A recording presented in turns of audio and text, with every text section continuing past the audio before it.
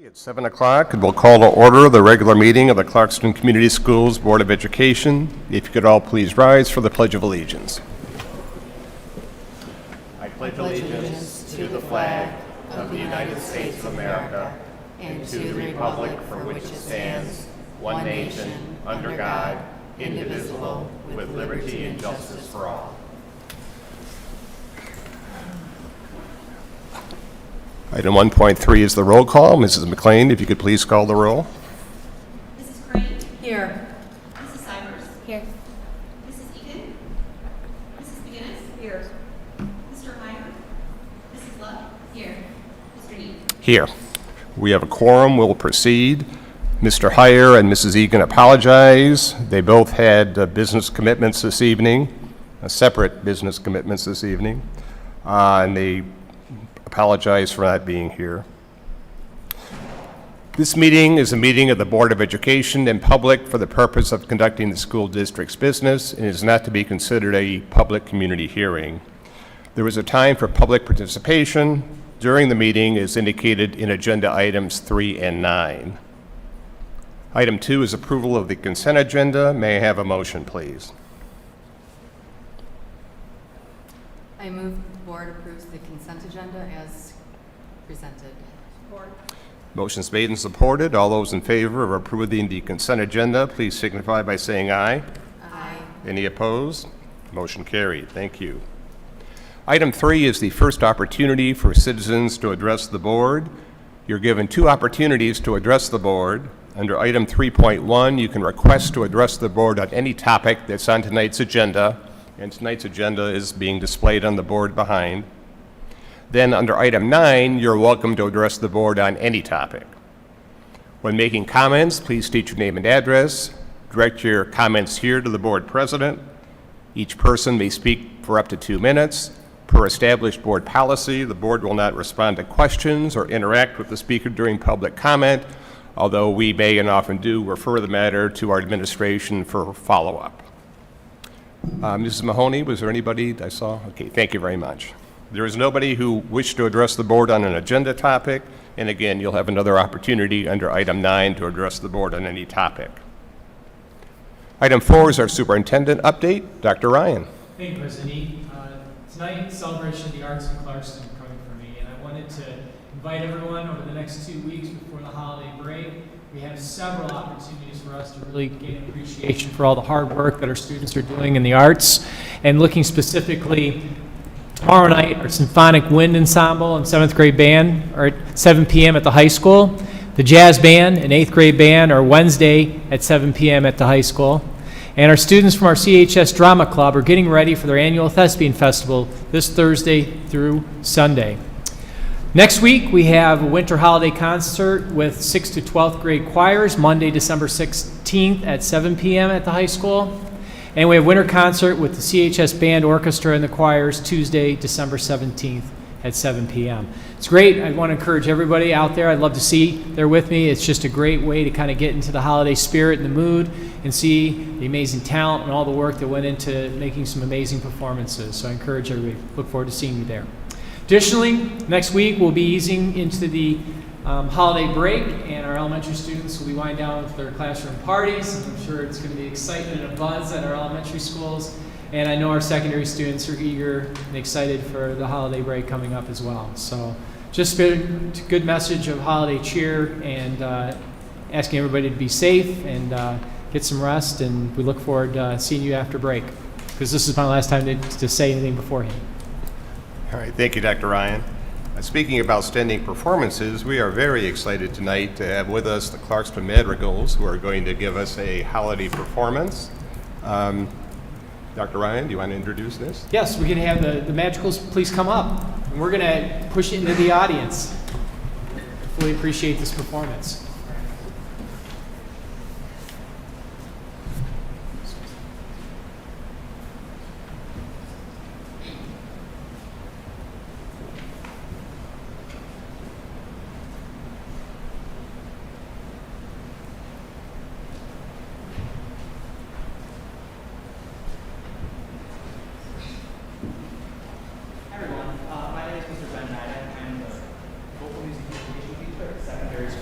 Clarkston.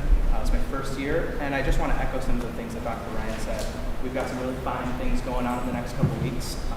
We're going to do some of our repertoire, but we're going to save a couple, so if you'd like to see the rest of it, on Monday, the 16th, we will have a concert at the high school. Thank you for having us.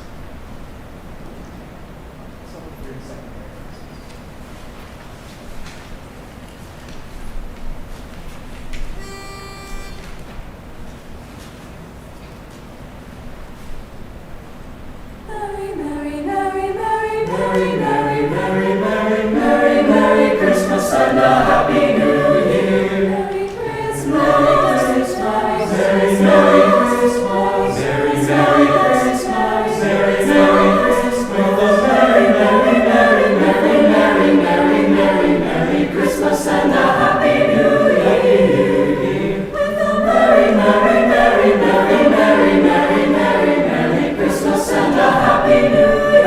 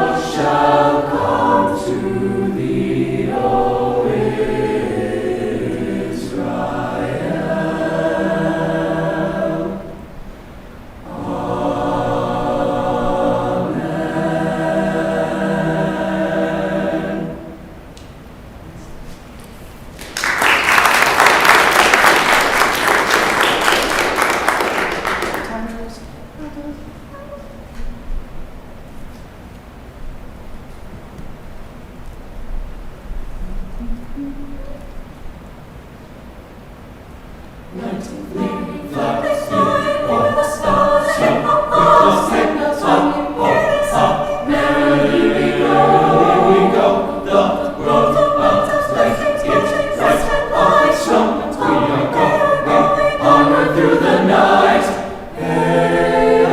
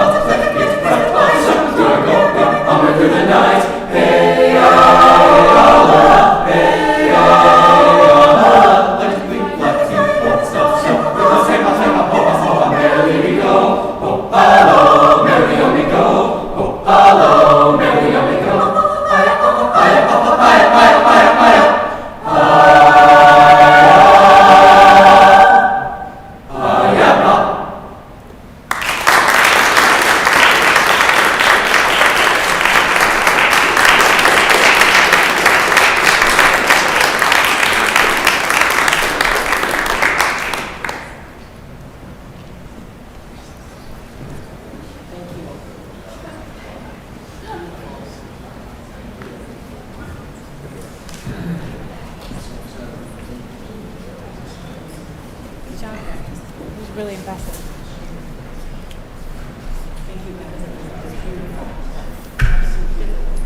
Thank you all so much for bringing some holiday joy to our meeting tonight. Thank you, Mr. Nedick, for all your efforts.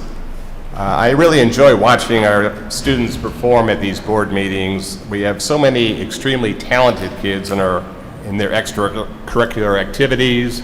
I know they all work very, very hard and put in quite a bit of time to do that.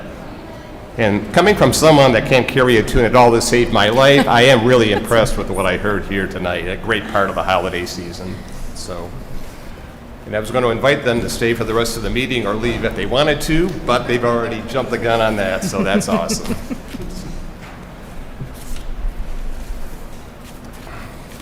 Item 5.2 is recognition of our outgoing board member. Tonight, we're going to recognize and honor our outgoing trustee, Jacqueline Sivers, at her final board meeting. Ms. Sivers was appointed to the board in August of 2023. Since her appointment, she has been a passionate advocate for our kids in our district. She took a particular interest in the area of school safety and has been a very important part of our district efforts in that area, including the creation of our new safety director position. For those that don't know, she's an assistant prosecutor in the juvenile division of the Oakland County Prosecutor's Office, and those relationships certainly were a great help to our district as well in developing our school safety plans. It's a Clarkston tradition that we plant a tree somewhere on district property to honor a departing board member whose service has come to an end. That tree will be planted for Ms. Sivers during the construction of our new junior high. During her term of service, the board was very involved in the planning and contracting for that facility, and I think it's appropriate that we recognize her with a tree planted and a plaque at that location. She does assure me that we have not seen the last of her and that she will continue to be involved with the district going forward on issues, school safety, and others. So on behalf of the Board of Education and the entire Clarkston community, we thank you, Jacqueline, for your service. We wish you and your family well in the future. Thank you.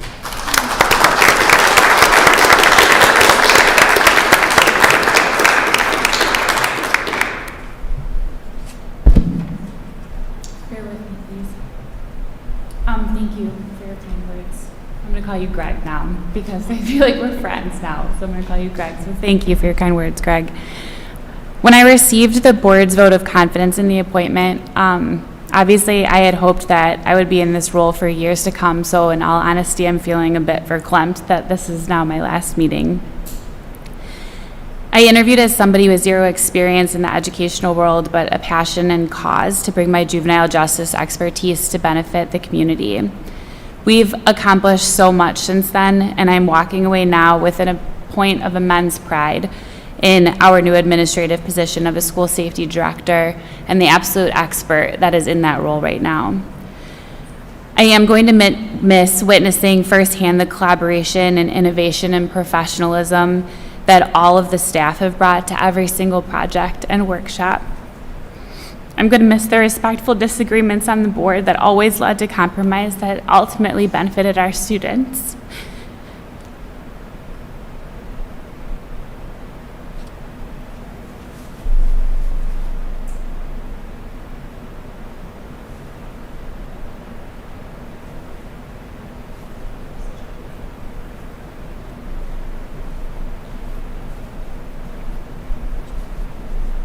Sorry.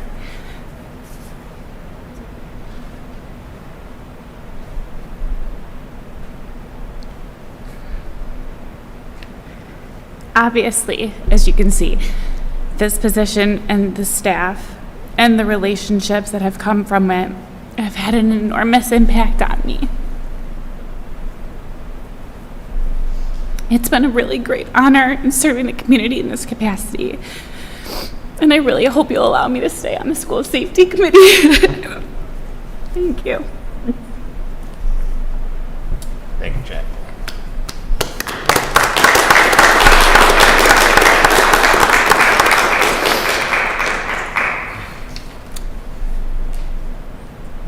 Item 5.3 is our safety campaign survey update. Dr. Ryan? Yeah. Clay be able to deliver that as part of that team this evening. Thank you.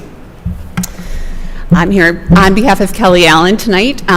So before I start, we, with some of the threats and the rumors of threats that have happened since the start of this school year, we felt it was important to put together a campaign to really help educate our students and our families and our staff about the serious nature of making threats, of spreading rumors, some of the processes and procedures that we go through when we evaluate those threats, and some of the possible discipline or further charges that can happen. So we started putting together kind of a campaign. We looked at doing some public safety type announcements. We went to offer these during pause or wolf time at our secondary buildings, as well as then share those with our community and our staff in email communications, on social media, et cetera. But before we do anything, we thought it'd be a good idea to get some baseline data about what our families, our students, and our staff know about our processes and what goes into some of these pieces. So Kelly Allen put together a survey. We just had it go out for 1 week in mid-November. That went out to all of our parents, to our secondary students, and to all of our staff members. So in a week, we had almost 800 responses, which we felt was pretty decent feedback. The majority came from our parents, 475, with 284 responses from staff members and 95 from students. So here's the questions we asked. How familiar are you with the process the district and law enforcement follow when a threat is reported? So we felt pretty good. We had over 60% who answered very or somewhat familiar, and then about 40% who not familiar or not very familiar or not familiar at all. So we can see where this is it's a pretty strong knowledge piece right now, but we can certainly improve upon that. Did I do the right one? Yeah. How familiar are you with Clarkston's disciplinary measures when a student makes a threat? So here we see there's a little, we have about 56% who are very or somewhat familiar, and then about 44 who are not quite familiar with that. So again, with a lot of the communication we've done, I think we've tried to be as transparent as possible without divulging the personal information that we can't. But we can see it's still an area that we want to improve upon and offer some more information where we are able to. Then we looked at how familiar are you with the laws regarding student threats and what measures are taken by the prosecutor's office. And so this one we kind of assumed there wouldn't be as much familiarity, just unless you were probably directly involved with it. And so our results still looked pretty good, but again, we can see where we can offer some of this information where appropriate. We asked if a student can be disciplined or charged for making a threat, even if they're just joking. And I think positively we see that the majority of our respondents do understand that students can be disciplined for that, and they understand the serious nature of that. And then we asked if people think students can face consequences for spreading or starting rumors about a threat. And again, we had a good response rate that understand that that is a serious offense as well. We asked a question about swatting because we've had some of these instances over the past couple of years, and we felt that we were helping to put people at ease by explaining that the incident was swatting. It was not a substantive threat at all. And so we see there was about 88% who do understand what swatting is, act of making a false report to emergency services. But we see we've got almost 12% who were not sure what that means. So we want to be very clear and careful with our communication and make sure we're explaining what that is in the future. And we asked if you know what to do or who to talk to if you hear a threat or something that concerns you. So we have 84% who do feel they know that, but again, this can be another piece of that education that we focus on to make sure that students and staff and families know who to talk to, know that we will have multiple resources to report those kind of situations. So the final item on the survey was an open-ended question, just to see what other information people are looking for as far as the district and the Oakland County's response and procedures regarding threats against the school. So you can see some of the topics they mentioned: communication, transparency, and follow-up, education surrounding the consequences for making a threat, knowing more about our safety protocols and security measures, mental health and preventative measures, some more information regarding the drills and training that we go through here in the district, ensuring consistency across all schools, support available for staff, which we thought was a good one to hone in on as well. Some of the data and statistics. We want to be able to provide just some information that states, we have had multiple expulsions or disciplinary measures, so that can be part of that information. And then some considerations for students with special needs. And we did want to make note that there were an overwhelming number of respondents who thanked the district for their efforts regarding safety and communication. So we felt good about that as well. So again, we're going to take this information, work on some of those PSAs, those videos. We will incorporate our different district safety director, our school resource officers, our principals, just trying to get multiple people involved to give that message and make sure it's kind of, comes from different people and hits home to everyone that we possibly can. And then again, we'll share that with our parents and our staff members. And we'll plan a follow-up survey in the spring, hopefully to see that everything that we collected, that we communicated about it, hopefully we answer a lot of these questions and those numbers go up even more. Any questions? President Need, I have one question. Sure.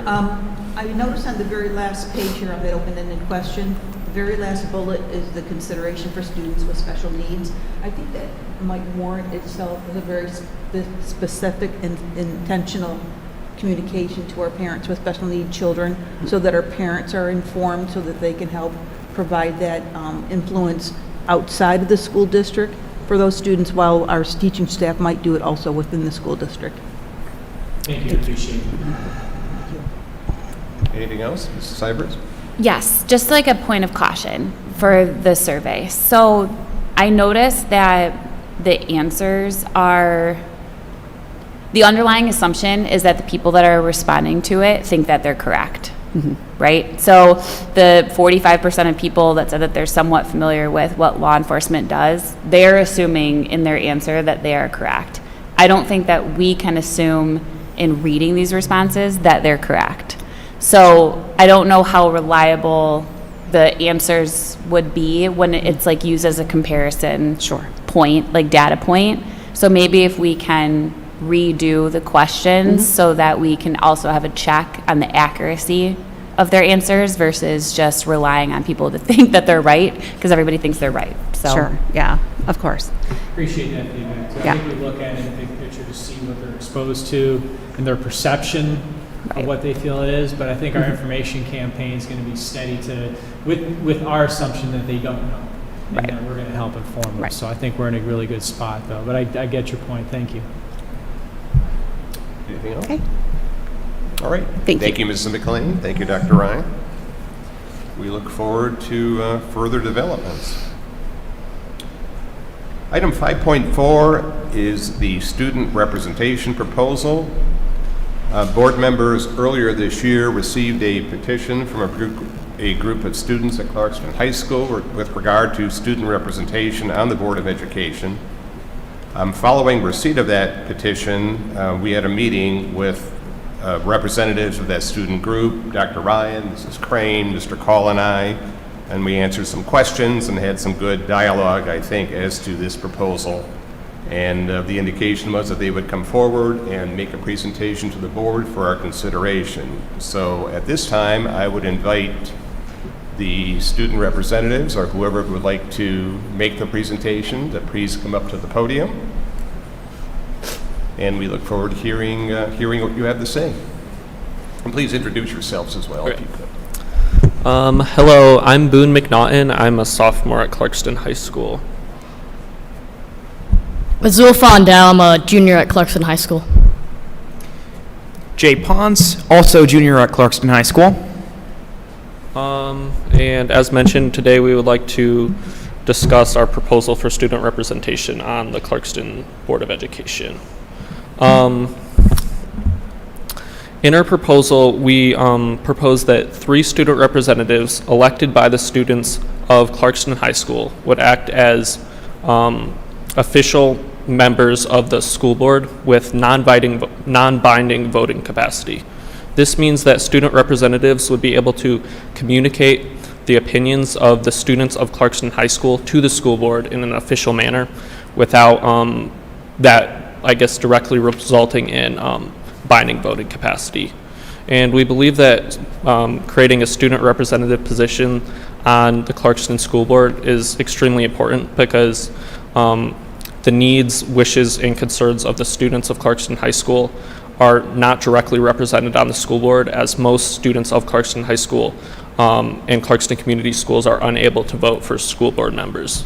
This means that students do not have direct representation within the administration of Clarkston Community Schools, which is something that we believe needs to be remedied because students are the group of individuals that are most affected by school administration and the management of the school district.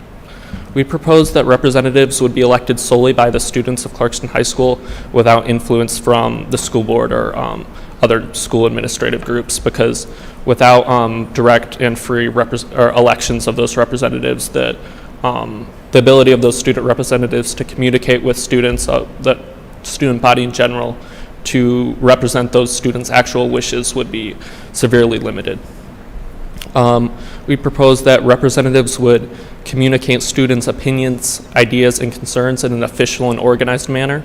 So whereas before individual students can come to school board meetings, give their 2-minute speaking time, creating a student representative positions on the school board would organize that representation and increase the ability of individual students to influence school board policy and to communicate their ideas to the school board, which is important because students have their own concerns and their own ideas that we believe that the school board could benefit from hearing. And student representatives would act similarly to a non-voting member of the school board with all rights that would be permitted by law. So the ability to attend all open school board meetings in an official capacity and to be included in official communication among and within the school board. Again, we're permitted by law.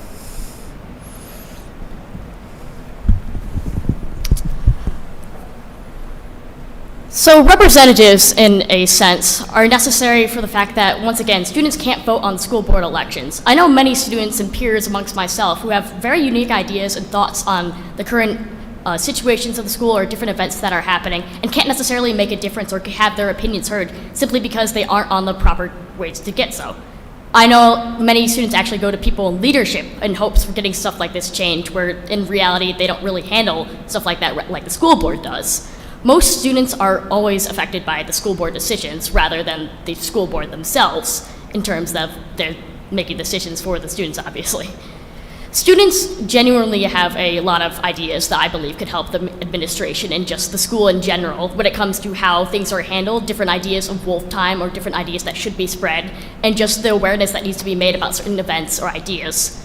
As well as this, students' trust in the administrative process would generally increase with being able to have a student representation that they can elect and they know is being able to share their ideas and opinions and make sure that they're heard and that something can be done about them. It also allows abilities to raise concerns and generally show any sort of things that they wouldn't necessarily put on, for example, the wolf time forms, which I know while they ask a lot of questions and sure you get a lot of responses, a lot of people won't answer genuinely due to the fact that they're not anonymous. By being able to have someone to go to in order to present it to the school board, they could conserve their anonymity while also getting their ideas heard. It also increases the administrative transparency and allows a less divided idea between what's happening in the school and what the school board is doing.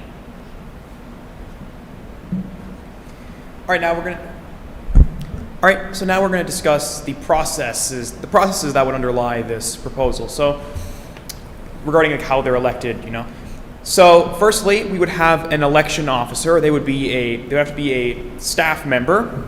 So, they would essentially help with organizing the entire election. So, on the one hand, they would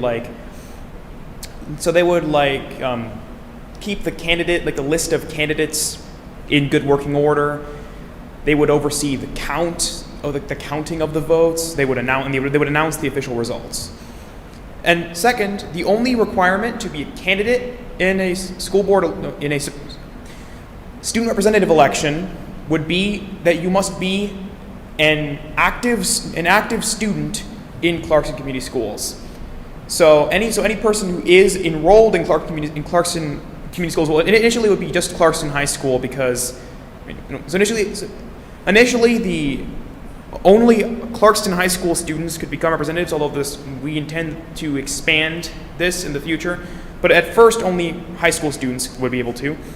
But before then, but we're not going to limit based on like grades or like moral character. The only requirement in order to become a candidate is that you must be a student. Second, we would initially have exactly 3 representatives.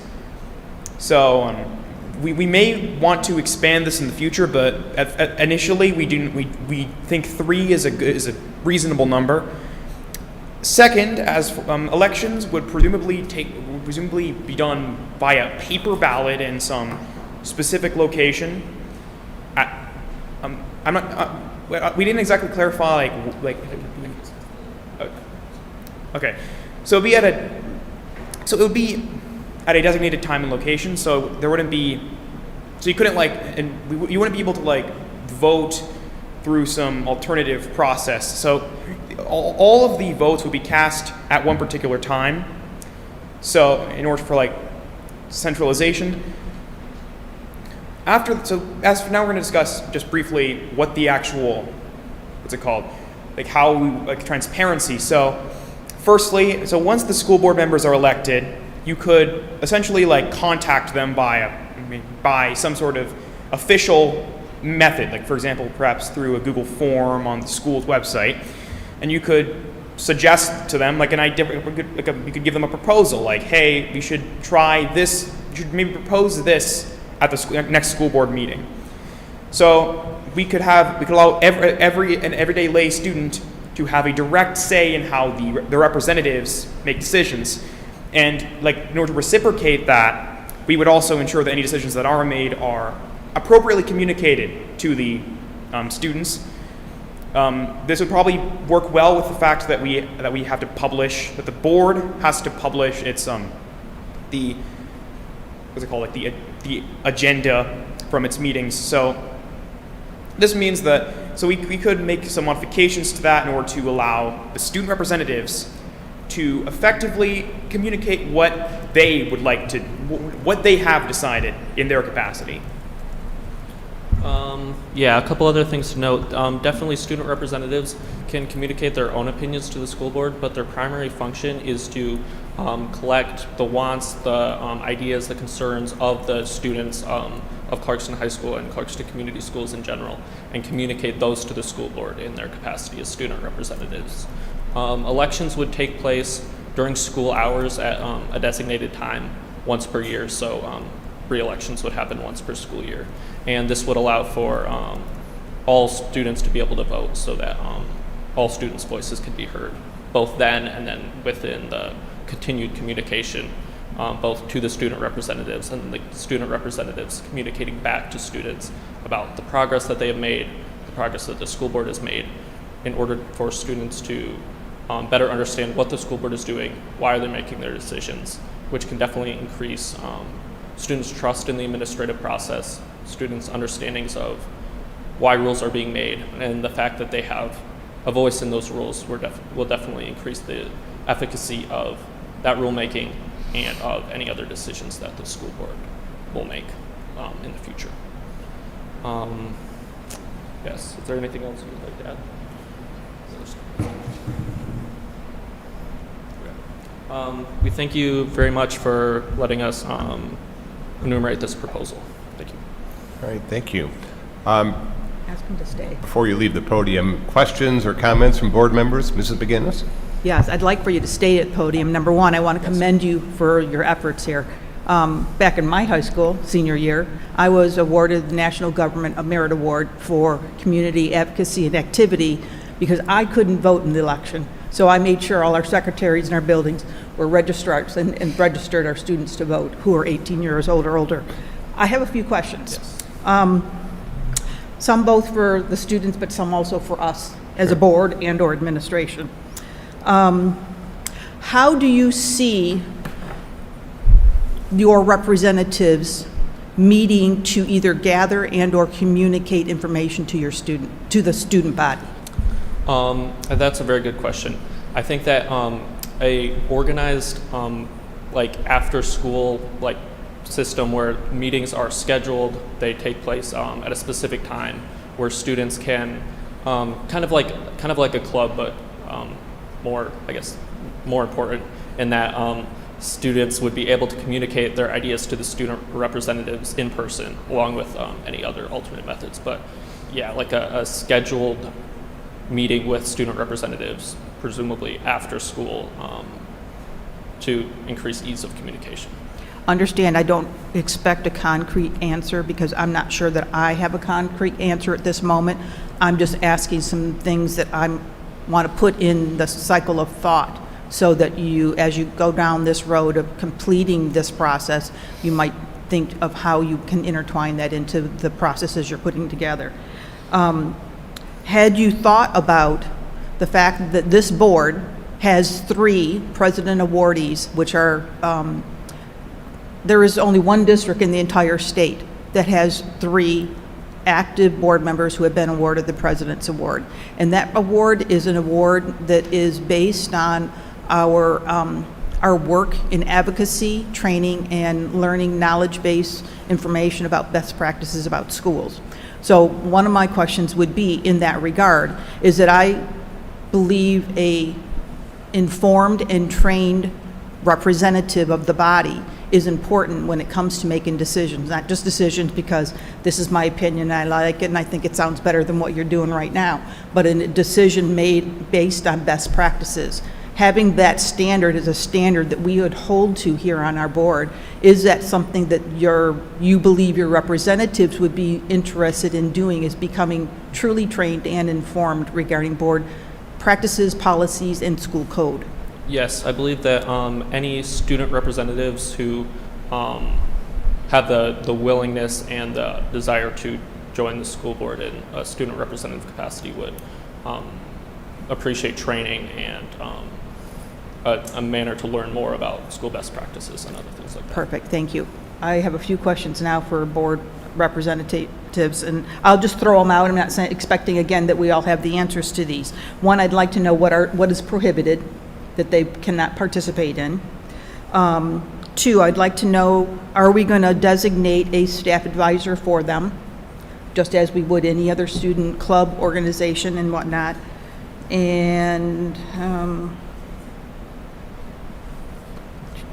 I think those are the two big questions I have right now. Well, I'll defer to Dr. Ryan for number 2, but on number 1, part of the meeting that we had, we did talk about some of the constraints on student representation, and that there were certain, although they are certainly welcome to be at the public portion of board meetings, when we have closed sessions, that's required by law to only allow board members and other staff people to attend, and they understand that. Okay. Student discipline, same things.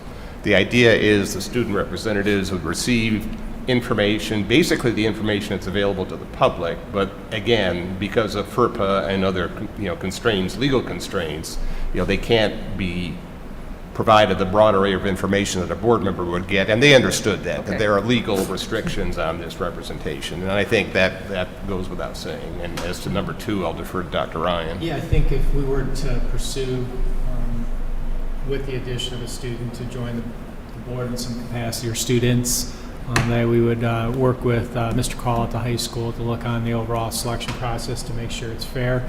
I did take the opportunity to talk to some other superintendents of districts, and it's not that uncommon to have students on the Board of Education, and a lot of times they're connected to student government at the high school and then become extensions of that. In some districts, there's one member that's on there that's appointed per year. In other districts, they have 2 members that are appointed, generally a junior, for basically, I'd say, a 2-year term, as it were. And they would, as they did their second year, more, I guess, being, of the process and everything, a new junior is selected in kind of a role. Some board student representatives had everything from sitting in an extension of the board table, or they had a table that was adjoining the school board, depending on the district on it. So there's definitely precedence of this out there, and at a face value, you know, I look at it of getting students actively engaged in government at a young age and being part of the process.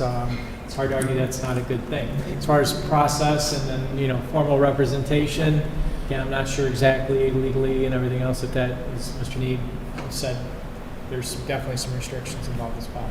Perfect. Again, I commend you, and I agree with what Dr. Ryan just said. Governance starts locally, and to care about not only your community at the high school is as important as the community that we all live in. So again, I commend you wholeheartedly for the efforts that you've taken forward here, and I look forward to seeing where this goes down the road.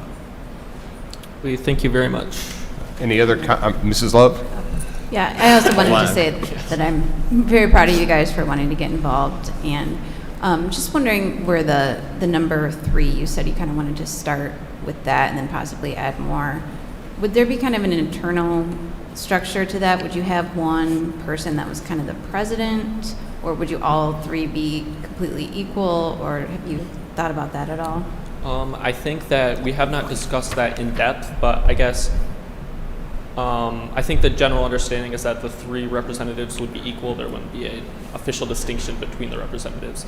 We think that having multiple representatives would increase just the actual logistical ability of all of the student body to be heard by those representatives, and then also to increase the ability of the student representatives to have more varied opinions and to represent broader bases of opinion among the student body. So that's kind of where that came from. Okay, and there wouldn't be requirements like one has to be a certain grade or? No, generally not. Okay, I did speak with both Mr. Heyer and Mrs. Egan over the weekend.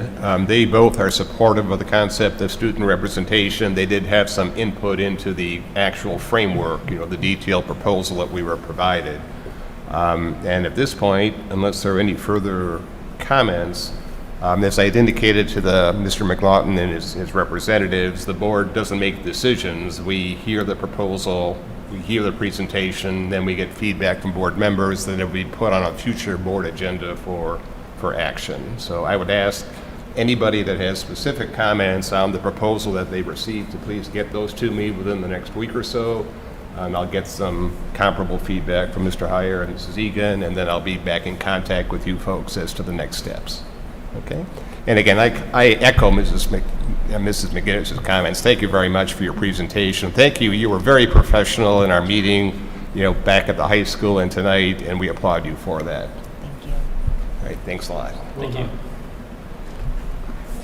President Need, I Yes, ma'am. feel a need to possibly revise our operating rules, instructions, Procedures. board operating procedures, to include how we might sync with the student entities of our board, and cement it in some kind of established written procedural for us within those operating procedures. Then we have an established yearly election period time and a cycle that's transparent. No, I agree. I think the intent was that there would be a formalized written process that the board would approve so that everybody knows what the rules are, and that will be going forward, everybody would understand how this process works. But thank you, Mrs. McGinnis. Okay, thanks. Item 5.5 is our 2025-30 strategic planning update. Mrs. Mahoney. Good evening, Board of Education. Dr. Ryan, just very excited to update you on the plan that we've put forth to develop a new strategic plan for 2025-2030. This is our final year of our current, and so again, our goal is that we present a complete, brand new strategic plan to you in June. So I just wanted to kind of review the timeline as to when we started, which was last spring, and where we've been last April through June of our last school year.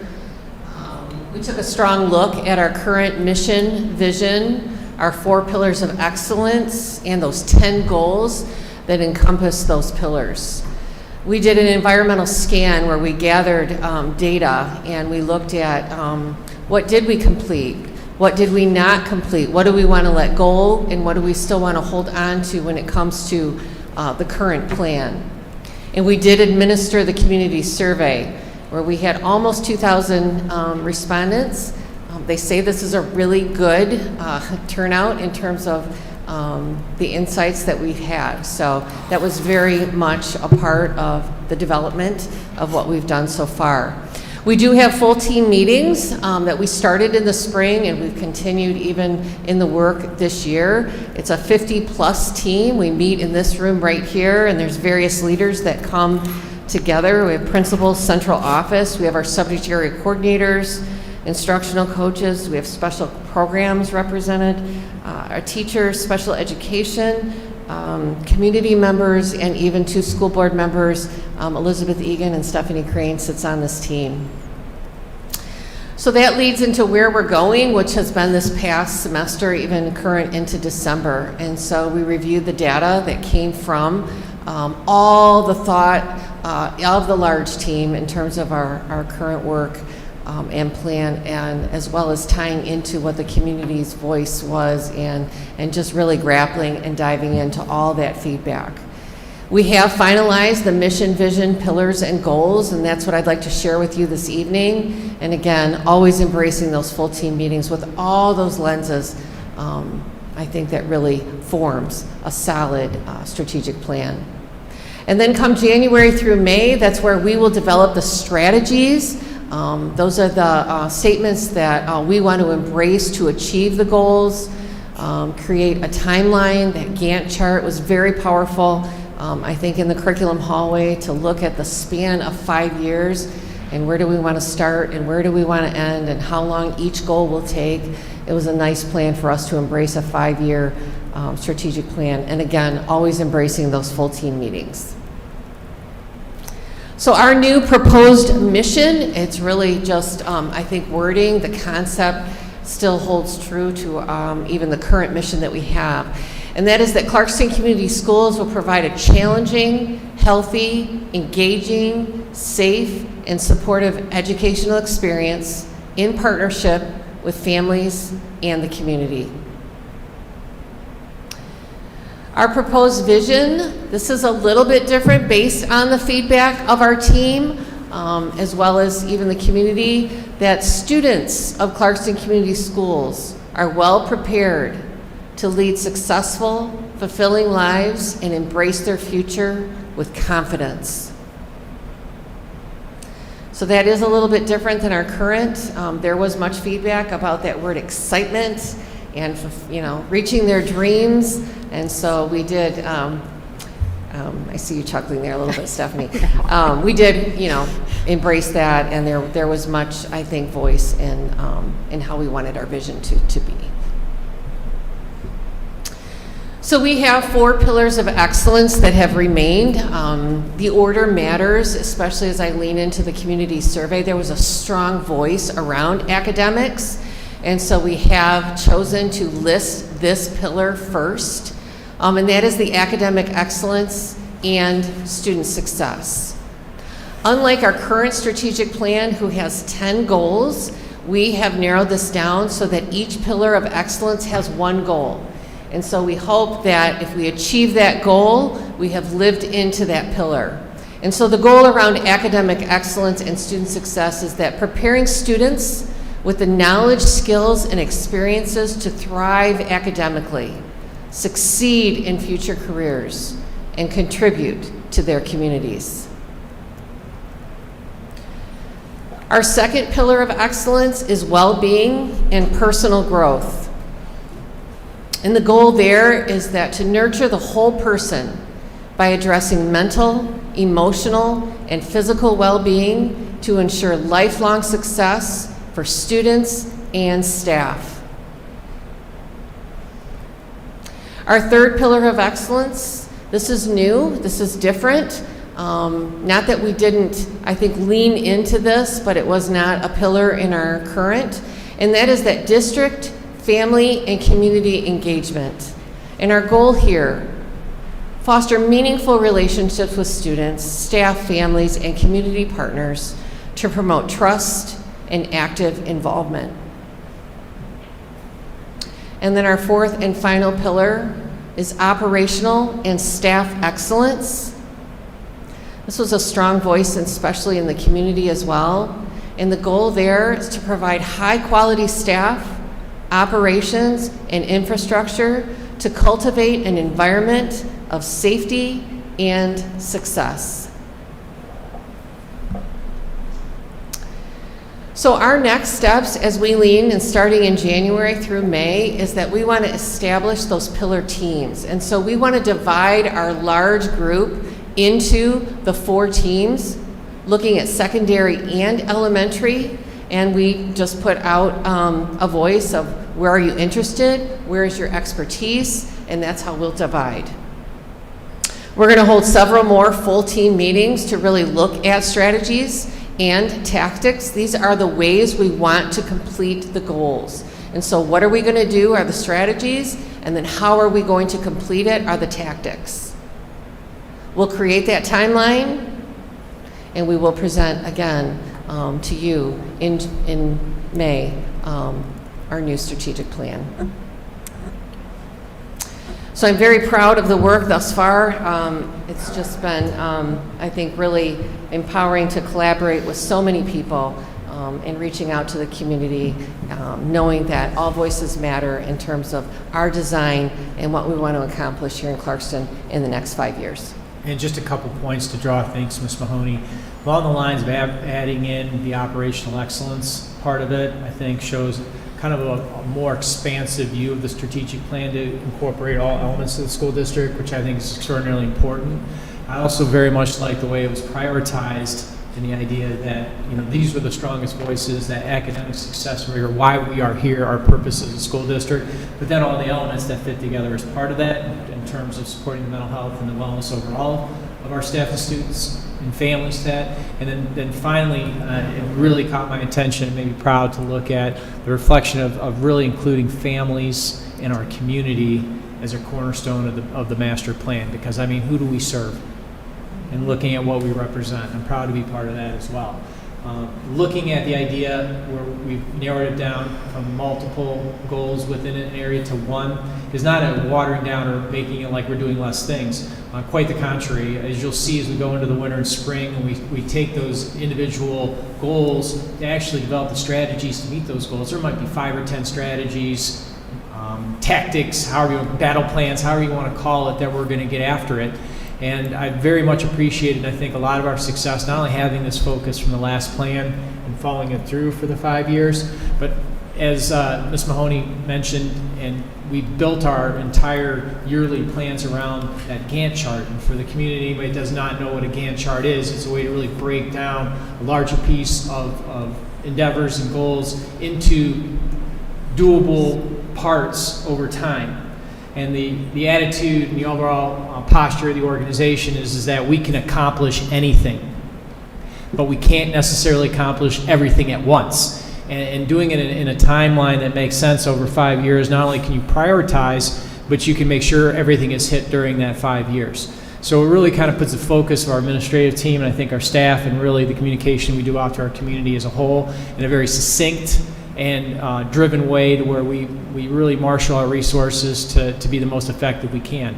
And the last part of it, and I really like the tradition of this strategic plan that we're completing, is at the end of years, breaking it down into metrics that we can show measurement towards those goals. What are we pushing towards?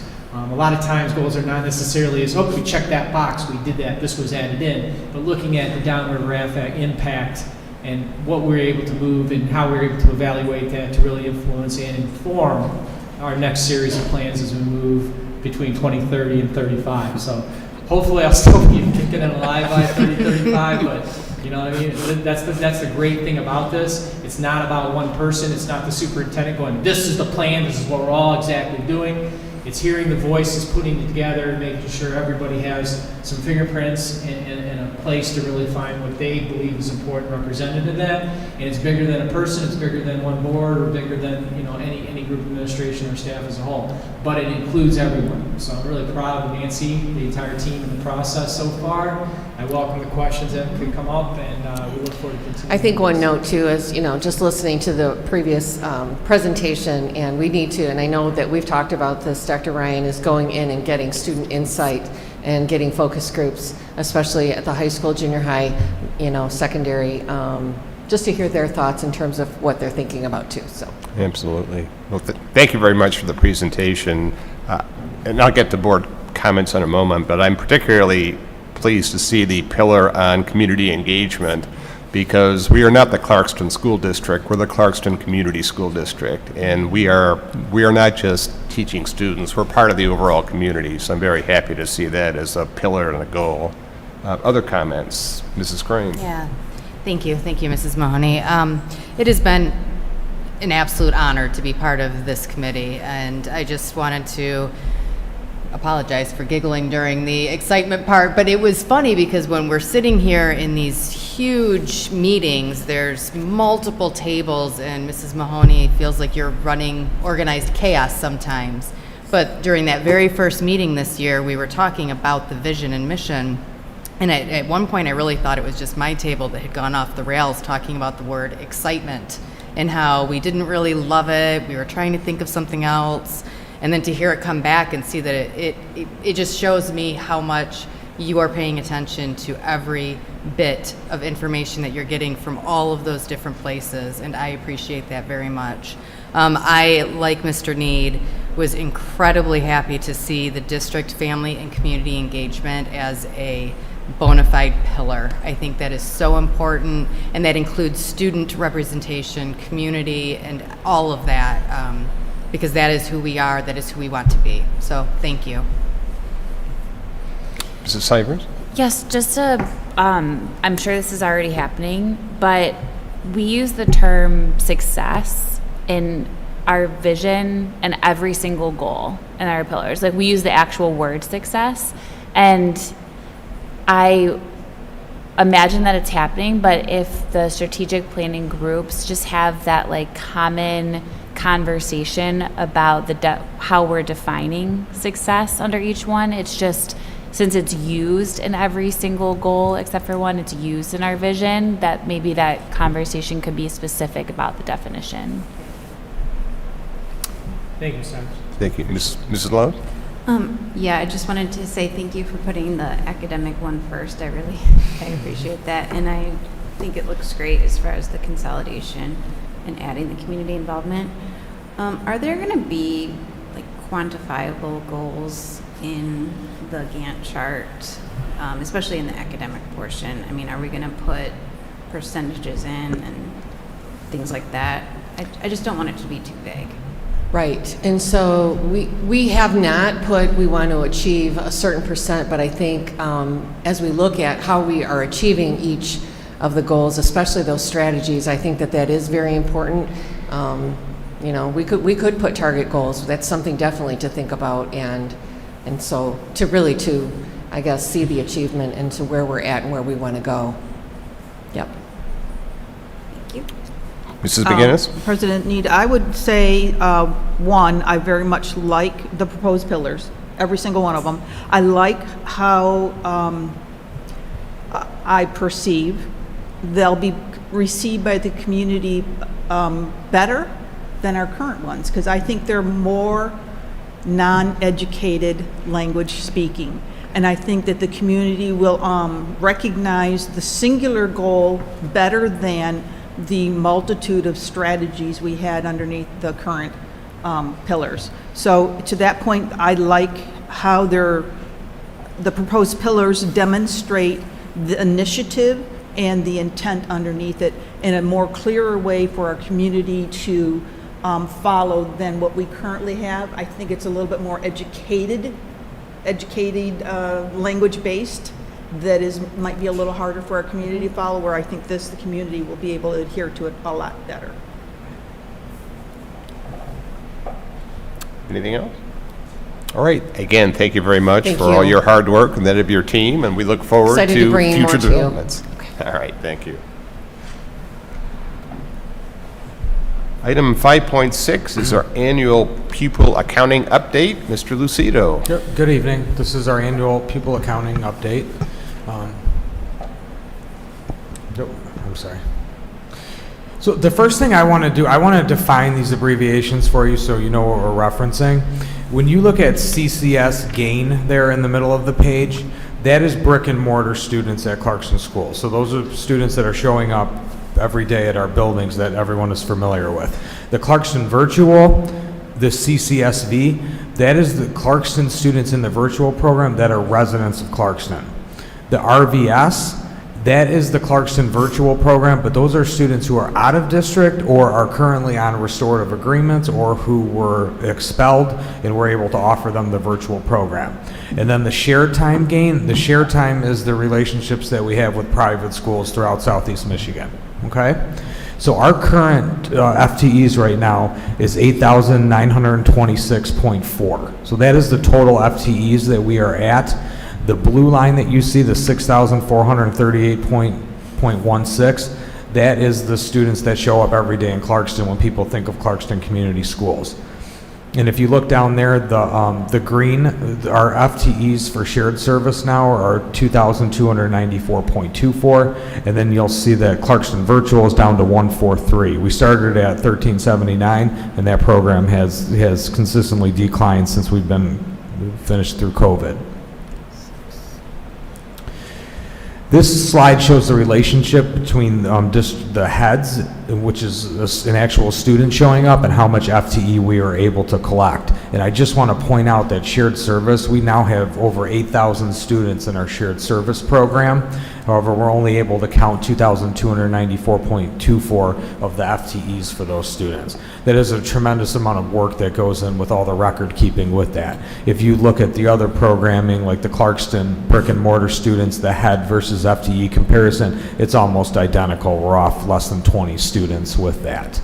But that's the biggest thing on this slide that is of note, is how many students we are now supporting and relying on through our shared service programming. This slide shows a breakdown of how many students are in each grade level, and it has shared service as well as brick and mortar. What jumped out to me on this is where we're kind of heading right now with our middle school. This was the smallest student body we've had at Sashabaw Middle School in the last 12 years, and it's going to be even smaller for one more year if you look at that 5th grade incoming class. It'll be partnered with that 419. There's been times where that building's been in the 1300s. This is our key subgroup enrollment that we track. There is a huge decline in the free and reduced lunch, and we study this to see why is this the case. And the only thing we could come up with, you no longer have to fill out paperwork in order to get the free lunches. And we think that even though we've been trying and encouraging them to do so, we think that there's a direct correlation with that dip and the lack of paperwork needed for that. This is the attrition data. This studies where our students are going every year.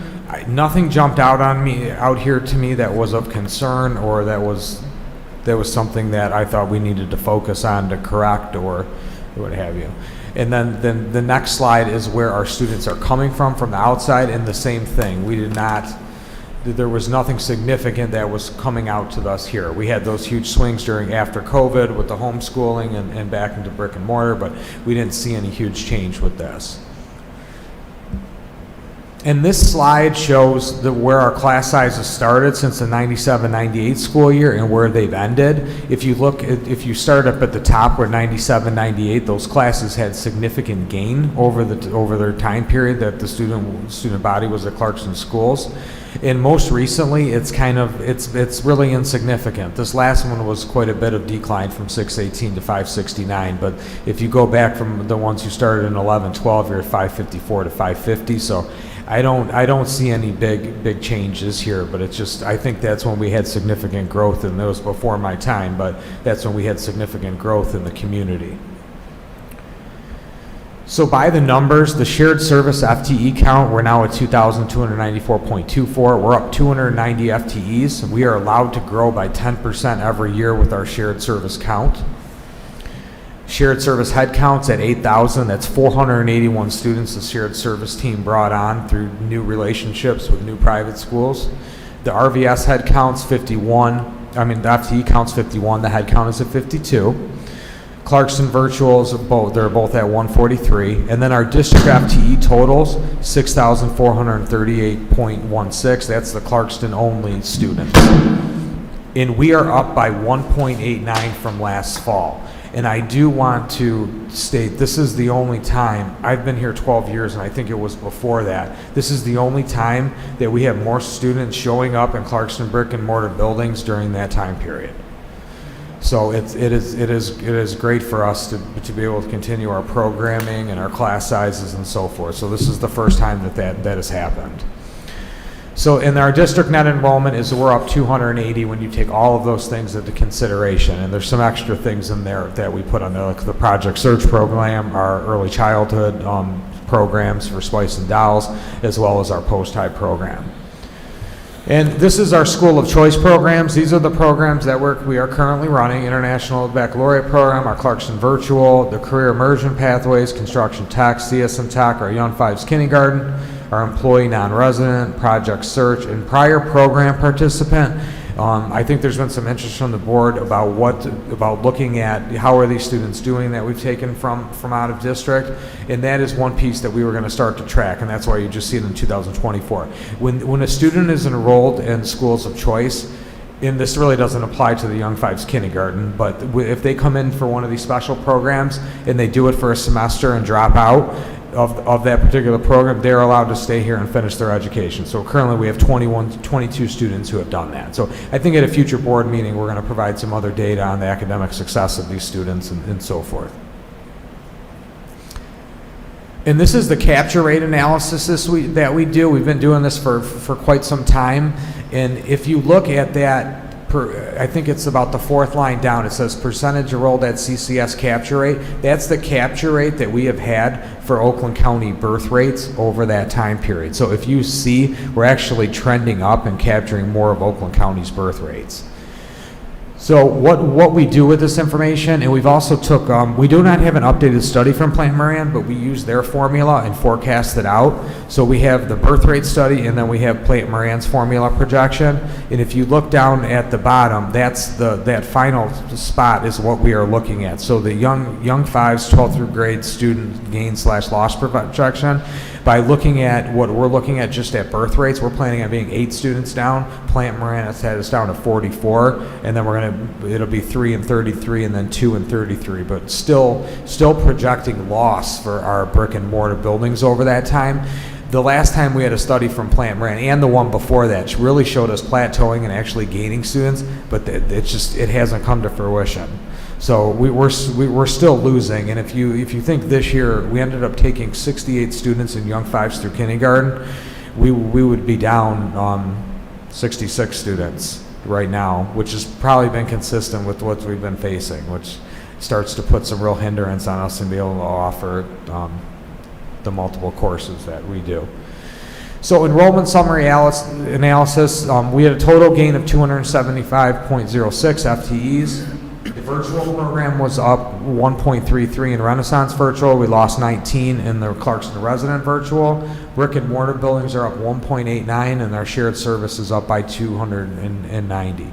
The financial impact of these enrollment changes, because we do not get to collect the full FTE, when we look at our shared service, we have a cost shares and different relationships with the school district. So our financial analysis on this up and down with all this and the shared service, it has us up 1.8 million for 24-25.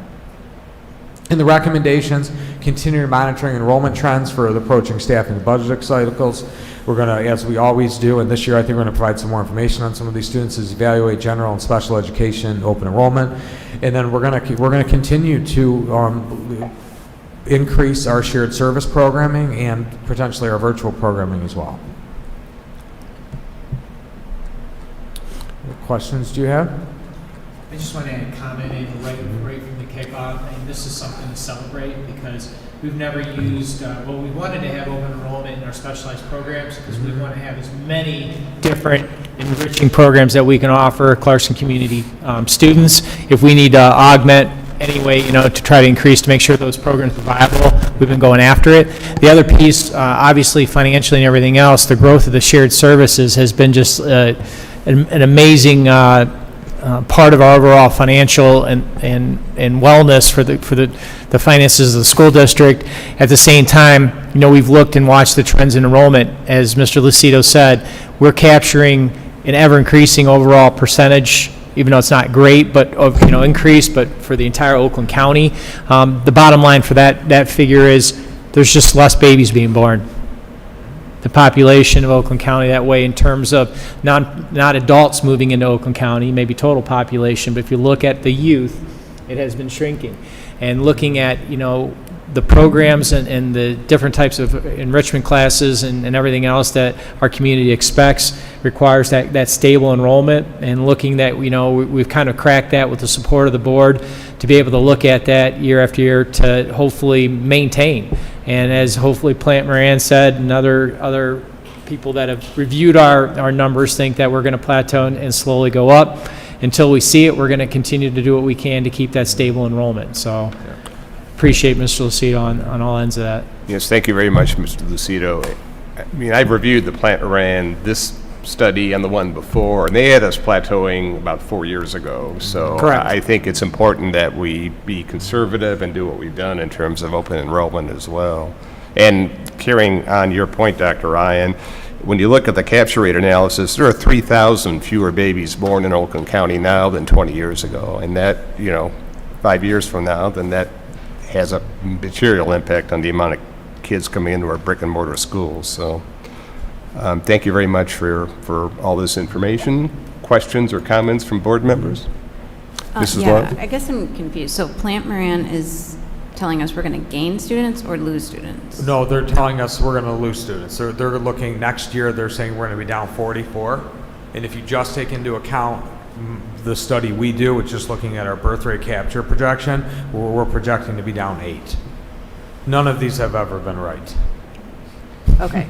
Because wasn't our last ones, like we had our budget, weren't we anticipating a gain of 50 students? We did use that. We used, because of the Plant Moran study in our open enrollment with the 75 and the special, we did put a placeholder in our board affordability model of 50 gain. Okay. But that includes the shared service gain. I think the shared service was placed outside of that 50. Okay. That's correct, outside Yeah. of Okay.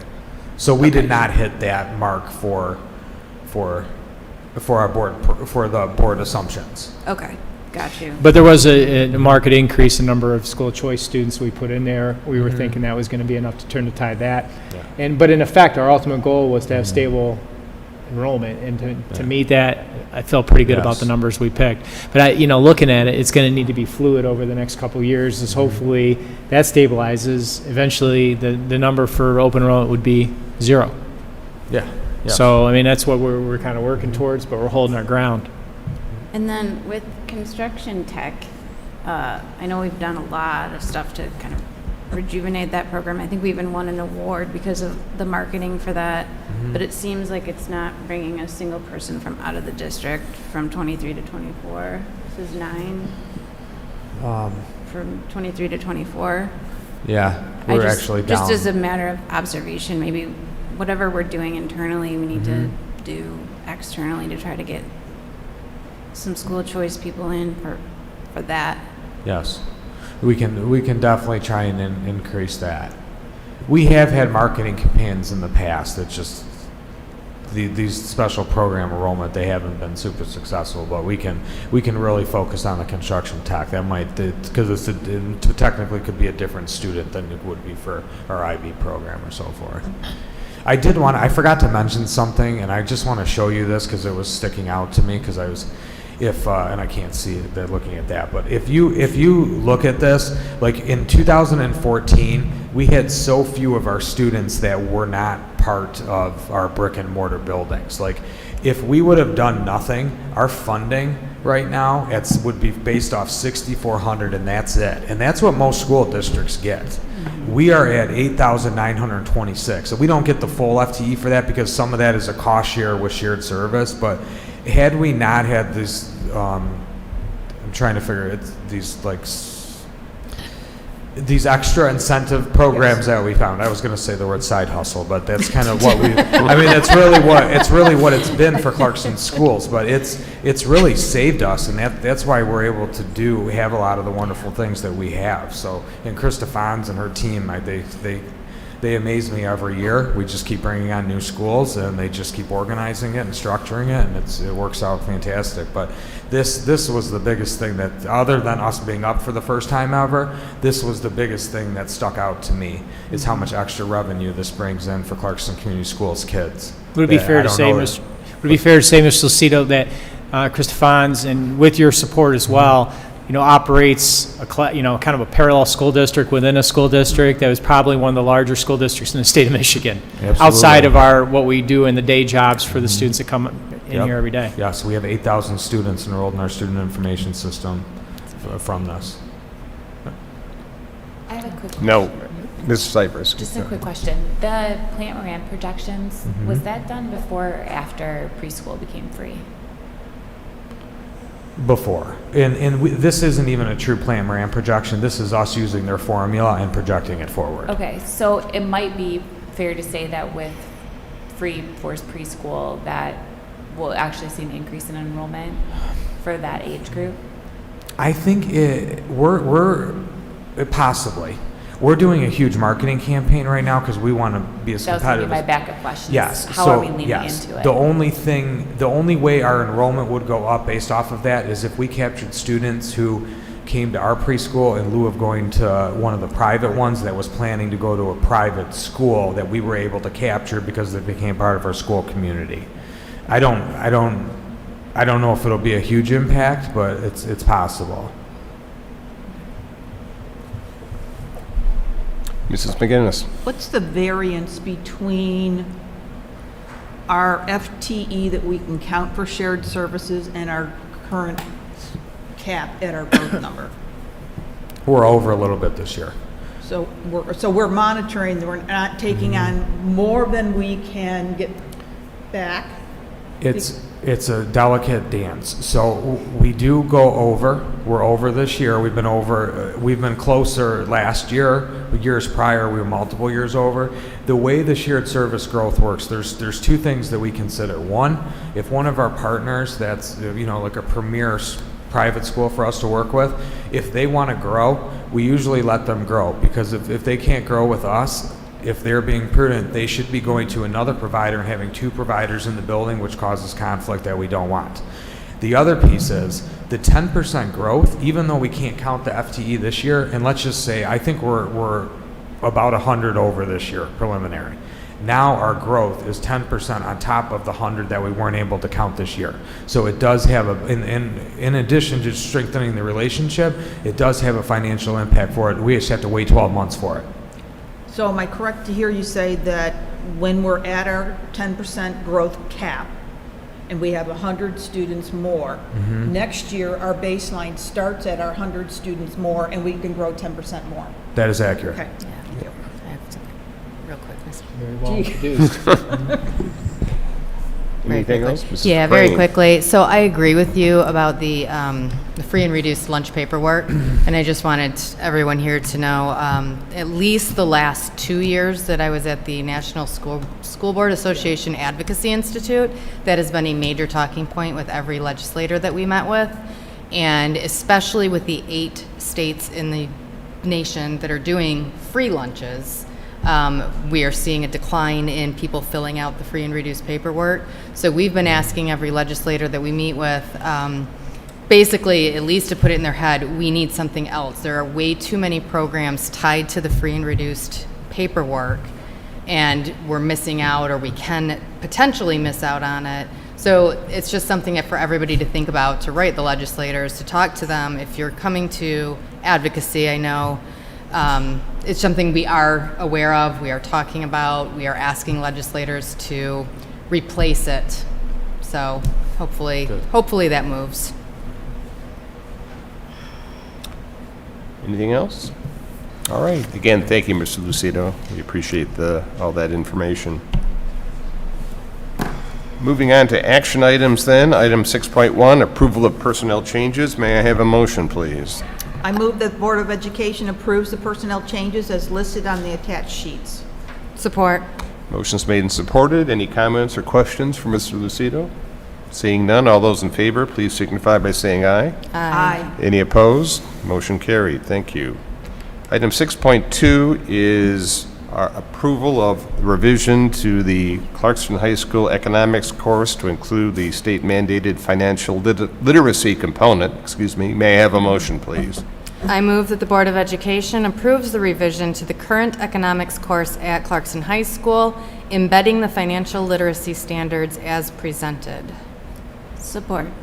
Motion's made and supported. Dr. Ryan, could you or you or Mrs. Mahoney, for the benefit of the public, speak to this?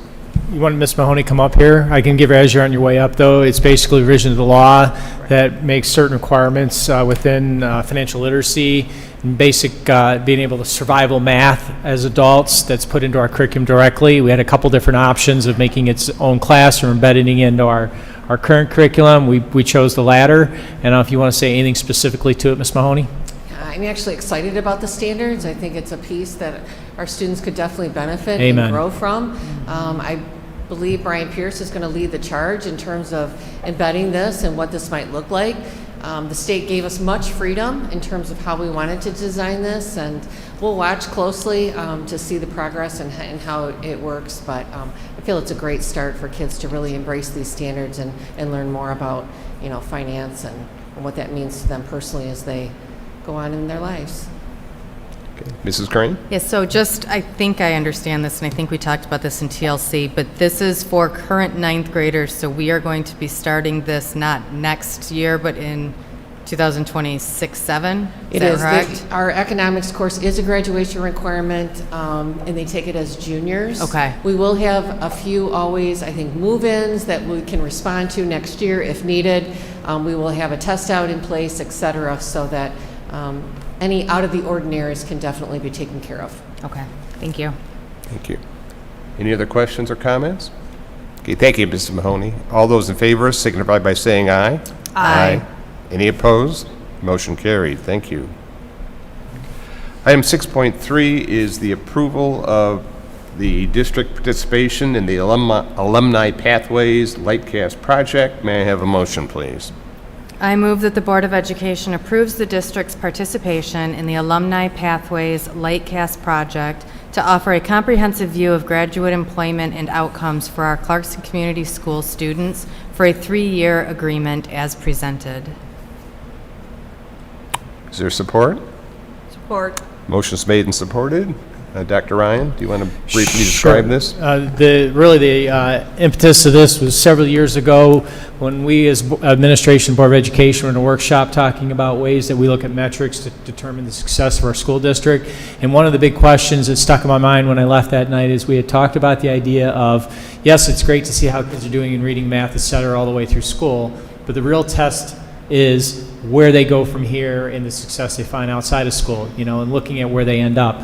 And we stretched and looked at a couple different potentials and we weren't able to really land on anything that provided high quality data, and this was probably 5 years ago. Well, times changed, and I've also had the opportunity to be the chairman of our county's career readiness advancement efforts, working with Jared Grandy, who's the administrator at Open Schools. And this proposal, this push is to really be able to track our students with their cooperation. This isn't some sort of like we're putting trackers on kids as they leave Clarkston Schools, but asking them to continue to participate and willing to be in contact with us as post-grads, post their whether they're on to the military, trade school, or college, and then really looking at what fields and careers they end up at different intervals within their life, where geographically they actually settle across Michigan and across the United States.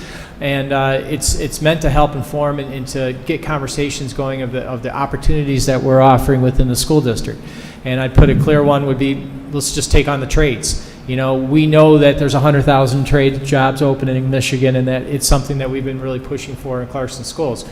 How many students leave Clarkston Schools in the next 5 or 10 years are in the trades? How has that changed over the last 5 years? Are we meeting a need? Are we not leveraging it right when the students are in high school or not? Maybe we are. We don't know. So it's kind of a blind spot, and I think it's going to be very interesting information. And we're kind of a leader school district in Oakland County to pursue this, so much so I think we're the first, and we were the illustrative district even with the rest of the county schools looking at what the potential this would be, and that we're hoping also, once we get the preliminary approval tonight, to be able to go after that information of bringing the company representative and also the Oakland Schools head administrator to come to either a workshop or a presentation to kind of share some more detailed information about it. But honestly, I'm really excited about this, though. I think it's absolutely critical that we have this for discussion and help guide our strategic plan and all the other things that we are pursuing in the school district right now. Sorry, I have a lot to say on that one. No, that's great. And this is no cost to the school district, correct? This is not a cost. No, this is definitely not a cost, but it's a participation thing, and Oakland Schools is covering all the elements that related. They just want the intergovernment agreement to know that we're going to participate with them. Questions or comments? President Need, I would also add, so we do a first destination survey at Oakland University to track similar data regarding our alumni. 98% or greater for the last 5 years of Oakland University alumni stay in the greater Detroit metro area, which says they're the backbone of the economy in this area. What this data will do for schools and for parents moving into the district will give them far deeper data regarding our graduation rate and where our students head off to and what kind of occupations they pursue, and help parents make an even greater informed decision on choosing our district over another. Thank you, Mrs. McGinnis.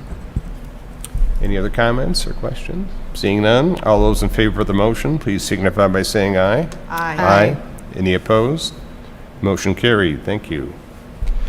Item 6.4 is the approval of multi-touch displays and accessories for our shared service partner schools. May I have a motion, please?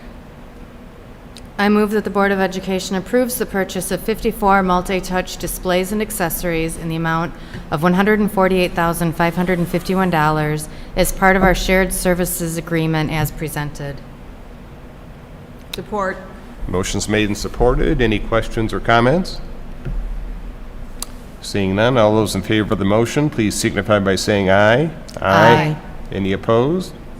Motion carried. Thank you. Item 6.5, approval of some change orders for the construction work at the new Clarkston Junior High School. May I have a motion, please? I move that the Board of Education approve the construction change orders for Johnson & Sons for this work in the amount of $197,872 and Western Mechanical for the amount of $57,331 as presented. Sorry. Is there support? Support. Motion's made and supported. I know Mr. Goodman's in the audience in case anybody has any questions. Any questions or comments from board members?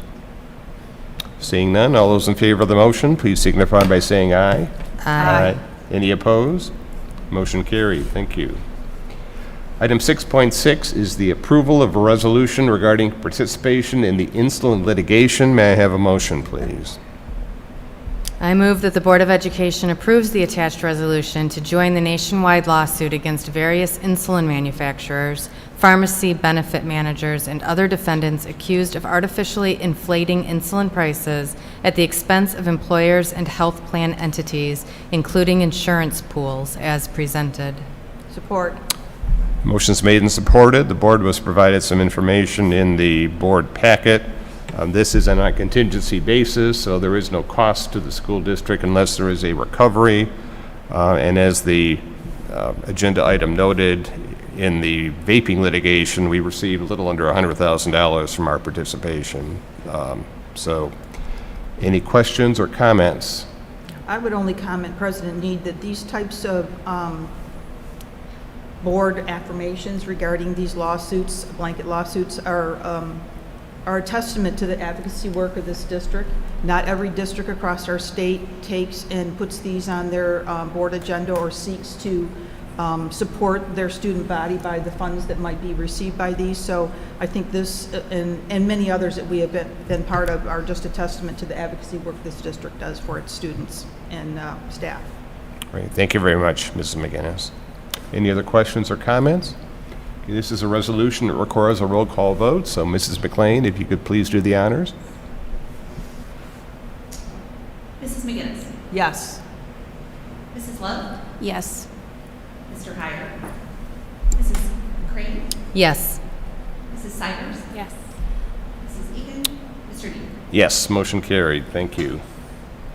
Item 6.7 is the approval of a resolution regarding summer tax collection. May I have a motion, please? I move that the Board of Education adopts the resolution to continue the process of 100% of the summer tax collection until revoked by the school district. Support. Motion's made and supported. Again, this is an annual agenda item to allow us to collect our property taxes on the summer tax bill as opposed to the winter tax bill. Mrs. Rogers is here if anybody has any questions. Are there any questions or comments? Okay, seeing none, this also requires a roll call vote. Mrs. McLean, if you could please do so. Mrs. McGinnis. Yes. Mrs. Cybers. Yes. Mrs. Crane. Yes.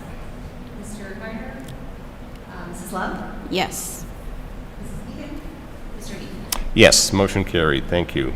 Mr. Nee, before we move on for that agenda item, Yes, Ms. sir. Rogers, would you introduce your colleague, Doug, just real quick? I know he has a limited time left here, but he is a Clarkston alumnus, and not only do I say good morning every morning when we're passing, but has, to me, added value and is dug in his heels learning the art of being a business director. Go ahead, Ms. Rogers. If you could just stand up and just introduce your colleague, he's in your department. Doug is a resident that's been provided with an exterior program at Clarkston schools, and he will be working in 3 different school districts. The school districts for 8 months. We're getting the first 8 months. So he's working in the business office for us for 8 months. He's been here since July. He will be leaving in January to go to Raleigh schools afterwards to work with their business director. And he's just learning everything that we do in the business office in hopes that he can be a business director.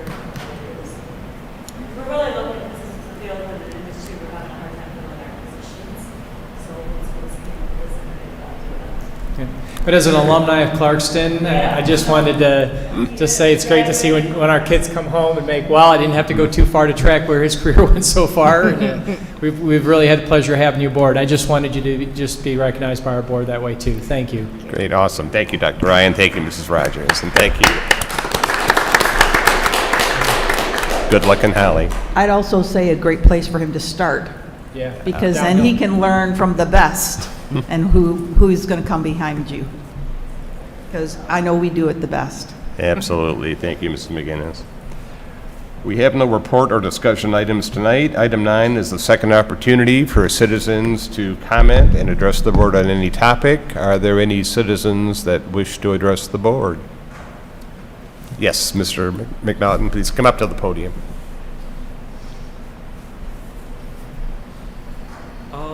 I just had a couple comments on like transparency related to agenda items. I don't know how much information relating to the agenda items related to the specific proposals that were voted on is available and in what manner that's available. As you can see, the attendance to this board meeting, I don't know if that's the usual amount, but it seems relatively low. So I guess what I'm thinking is that if more details were provided on the proposals, more explanation of terms related to like student attendance or Gantt charts or plant something were provided, I think that could increase attendance, increase community engagement, and help everyone better understand what the school board is doing during these meetings. Thank you. Thank you. Any other citizen comments? Okay. Information items. Friday, December 20th will be a half day for students. There is no school for students or staff from Monday, December 23rd through Friday, January 3rd for our holiday break. School will resume on Monday, January 6, 2025, and the next Board of Education meeting is Monday, January 13th, 2025 at 7 p.m. in the board office. As this is our last meeting for the year, I want to wish everybody in attendance and in the public a very happy holiday season. And with that, I would ask for a motion to adjourn. Move to adjourn. Support. Motion's made and supported. All those in favor signify by saying aye. Aye. Any opposed? We are adjourned for 2024. Thank you, everybody.